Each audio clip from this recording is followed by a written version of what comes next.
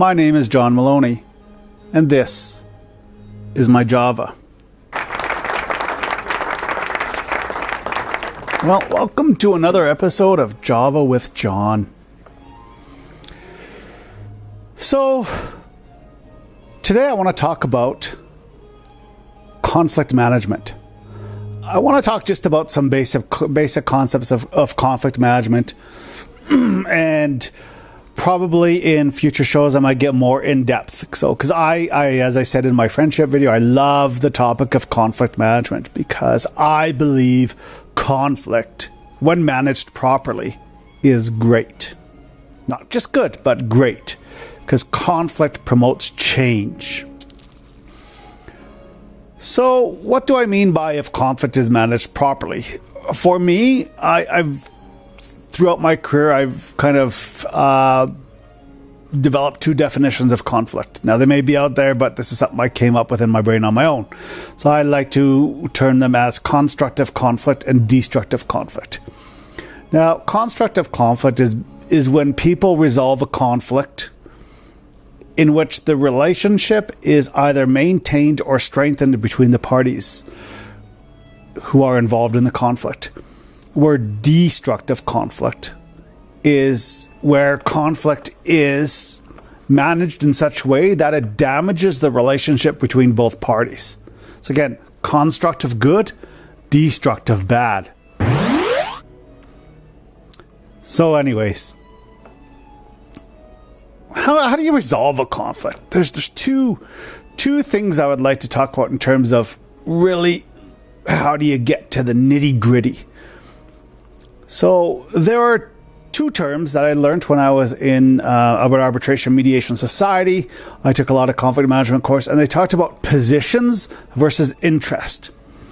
And position is what you go in the conflict with. I want to raise. I want my curfew extended if you're a child. I want this repair on my car reduced in price, whatever the conflict may be. So that's what we call a position, because a position is what you kind of, the surface, let's call it surface stuff.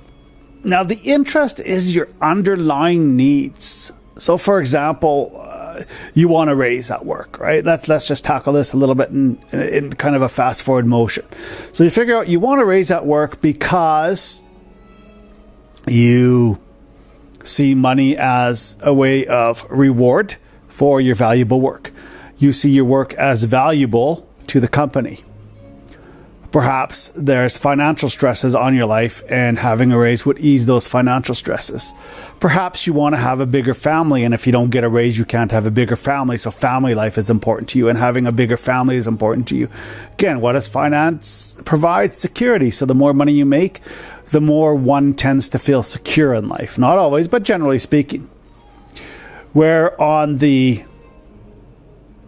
company side, their position might be, no, we don't want to give you a raise. Now, there could be several reasons. The finance of the company, if they give a raise to you, they might have to give it to other people to be fair. And they can't afford it. Another reason might be because they don't see your performance warrants a raise, so they want to give a raise based on good performance. What else? Another reason they might not want to give you a raise because they want to expand the company. They want to grow the company so that short term they can't afford to spend the money, but maybe long term they can. So what's kind of interesting is there's what we call common ground in there, right? So, for example, financial security is important to you. It's important to the company, right? Performance-based raise, performance is important, good to you, important to the company. So if you can talk about common ground, that's where you can really establish the nitty-gritty. And again, sometimes you're going to have things that are important to you, and the company's going to have things that are important to them that don't necessarily, match each other, which is okay, because that's normal. But if you can find common ground, it's a lot easier to manage that conflict, or in this case, maybe even resolve that dispute. So that's basically conflict management in a nutshell in terms of what you want to look for. You want to look at your needs, not necessarily your position, but the needs behind. And again, remember I talked about motivation in episode number 3, motivation. Again, this is why. Why is your position? Why do you take that position? So again, it's not necessarily what motivates you per se, but what motivates your position. And if you can figure that out, again, we might in future videos talk about ways to figure that out. Then you can better understand your position, but you can also better explain your position to the other party. So with that, there are 4 ways in which conflicts are resolved. There's 4 terms. Now, there is a lose-lose. That's where both parties lose. And I'll just define them as we're talking. So both parties don't get their needs met. They get little or none of their needs met. So, and then there is win-lose, which is the second least desirable. And I should mention lose-lose is the least desirable. Win-lose is the second least desirable. That's where one person wins and gets all their needs or most of their needs met. And the other person loses. They get little or none of their needs met. Now, these two have a very great chance, almost certain chance, of damaging the relationship. So these are where most likely the destructive conflict will occur. Okay. Now, the next one is you win some, you lose some. The other person wins some, they lose some. That's what we call a compromise. And a lot of times people think a compromise is the best way to resolve a conflict. I'm here to tell you that that's not necessarily the case, and I want you to think differently in a moment. But as we talk about compromise, that has the most potential to maintain the relationship or possibly strengthen a relationship to some degree. And again, compromise is where you get some of your needs met, some of your other needs aren't met. The other party or parties, they get some of their needs met, some of their other needs aren't met. So maybe it's like a 50-50 split kind of thing. Now, what you want to shoot for is win-win. Again, I'm going to say this, win-win. That's where both people win or all parties win. And that's possible. I don't want to say all the time, but the more time you have to manage the conflict and talk things through, the more possible it is. So what is win-win? That's where both parties, or all parties, let's say, in case there's 3 people involved, they get most or all of their needs met. So again, it's important to identify those interests, identify those needs, so that you know when they're being met. You know, the other person knows when they're being met and when they're not being met. Because if you can do that, that is the key to strengthening relationships. I am a firm believer that if you can come out with a win-win situation, everybody's relationships are strengthened. See, I love this stuff. I really quite enjoy it. What else do I want to say about conflict in the last minute or two that we have here today? Shoot for the stars, people.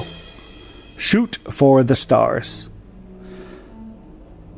And here's the other key. I wasn't going to share this pitfall of conflict, but I want to share this pitfall of conflict, which is the number one reason conflicts are resolved poorly. They're not given enough airtime. You know, it's funny because at work, you go to try to resolve a conflict in 1 or 2 minutes. You can't do that. It's nearly impossible. So I'm going to say actually it is impossible. If there's a conflict, you can't solve it in 2 minutes, maybe 10. The more airtime you can give that conflict, the more thought you can put into the conflict and what your needs are, perhaps even what the other person's needs are, the better the outcome will usually be. And again, I can't say all the time, but usually it will be better. So select a time, select a space, perhaps even a neutral space, where both or all parties can sit down and resolve that conflict. Now, one more thing I want to get into, which I wasn't going to. What is the proper way to resolve a conflict? So I'm going to go through what I really enforced at work, and I was very big at enforcing it. Go to the person first. go to the person that you have the conflict with. Try to resolve it. If you can't, go to the person first. Maybe you need to talk to your supervisor, get a little bit of coaching, right? And I say coaching, don't expect your supervisor to solve the problem, because that's wrong. And a lot of supervisors, they like to step in and solve people's problems. However, that is the wrong way to do it. We're adults. We work together.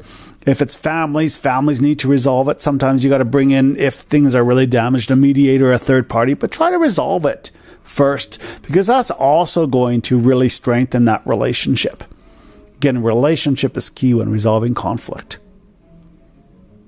And then if you can't, bring in a third party. If it's at home, bring in a third party that's neutral. So even if it's at work, try maybe, again, right? I know there's a chain of command where you bring in the supervisor, and the supervisor, that tends to be a good solution at work, actually, because they can tend to see, a bit of the bigger picture. I would always actually, on the first day of my staff, I'd always tell people my conflict to come to me first. This one as a supervisor, team leader, program coordinator, come to me first. If we can't resolve the conflict, then this is my boss's name. You're going to see him all around because he comes to our meetings. Go to him. Let me know. Look, John, we can't resolve the conflict. I don't think we can resolve it together. Let's bring in Bob or Joe or whoever my supervisor would be at the time. And then if it still can't be resolved, I've actually been in mediation with a staff person of mine, and we resolve things very, very well. So there's other avenues first, but please go to the person first. It's so disrespectful when you don't. Remember the golden rule, do unto others as you would have them do unto you. Do you want someone going behind your back to resolve a conflict? I don't think so. Again, so passionate. Keep forgetting to drink my coffee. So I'm going to have another sip here before we go. So, in the meantime, what I'm going to say is zap that like button, because I like you. And remember, be yourself, because nobody else can.